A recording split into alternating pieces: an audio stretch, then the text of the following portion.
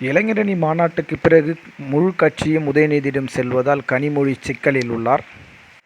திமுகவின் அடுத்த கட்ட தலைமையை நோக்கி சென்று கொண்டிருக்கிறது. திமுக தலைவர் மு.க.ஸ்டாலின் அவர்கள் முதலமைச்சராக இருந்து வருகிறார். இருந்தபோதிலும் கட்சியில் அதிக முக்கியத்துவம் உதயநிதி ஸ்டாலின் அவர்களுக்கு கொடுக்கப்பட்டு வருகிறது. இதுவே உதயநிதி தான் கட்சியின் அடுத்த நம்பிக்கை நட்சத்திரம் என பரவலாக திமுக வட்டாரர்கள் பேசி வருகிறார்கள். அதற்கு அத்தாட்சியாக 2 முறை தள்ளி போயிருந்த இளைஞரணி மாநாடு அவசர கதியாக மீண்டும் ஜனவரி 21 நடத்தப்படுவதாக திமுக தலைமை கழகம் அறிவித்திருக்கிறது. இந்த இளைஞரணி மாநாட்டுக்கு பிறகு துணை முதலமைச்சர் பொறுப்பு உதயநிதி ஸ்டாலின் அவர்கள் கொடுக்கப்பட இருக்கிறது. மேலும் முதலமைச்சரின் முக்கிய இலாக்காவாக இருக்கக்கூடிய உள்துறையும் அமைச்சர் உதயநிதி அவர்களுக்கு ஒதுக்கப்படுவதாக தகவல் தெரிவிக்கின்றன. உடல்நிலை பிரச்சனைகளால் மு.க.ஸ்டாலின் அவதியுற்று வருவதாக பல்வேறு நாளிதழ்கள் எழுதுகின்றன. இதற்காக அவர் வெளிநாடுகளுக்கு சென்று சிகிச்சை மேற்கொள்ளப் போவதாகவும் தகவல்கள் வெளியாகி கொண்டிருக்கின்றன.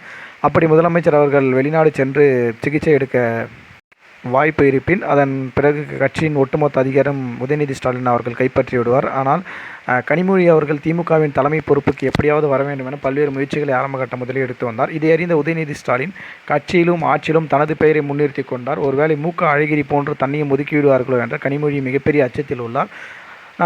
அதற்கு உயிர் கொடுப்பது போல தூத்துக்குடிக்கு நிவாரணப் பணிகளை மேற்கொள்ள வந்த உதயநிதி ஸ்டாலின் அவர்களும் அதன் முன்பு தூத்துக்குடி மாவட்டத்திற்கு அமைச்சராக சென்ற உதயநிதி ஸ்டாலின் அவர்களும் பல்வேறு நிகழ்ச்சிகளில் கனிமொழி கலந்து கொள்ளாமல் இருந்தது அவர்கள் இருவருக்கும் இடையே இருந்த பனிப்போரை வெளிச்சத்துக்கு கொண்டு வந்தது. தற்போது உதயநிதி ஸ்டாலின் அவர்களிடம் கட்சி முழுமைக்கும் இருப்பதால் கனிமொழி மற்றும் அவரது ஆதரவாளர்கள் கலக்கத்தில் இருக்கின்றனர். தொடர்ந்து அரசியல் அந்த தகவல்களை பதிவேற்று வருகிறோம். நம்முடைய சேனலை சப்ஸ்கிரைப் செய்யுமாறு அன்போடு கேட்கிறோம். நன்றி, வணக்கம்.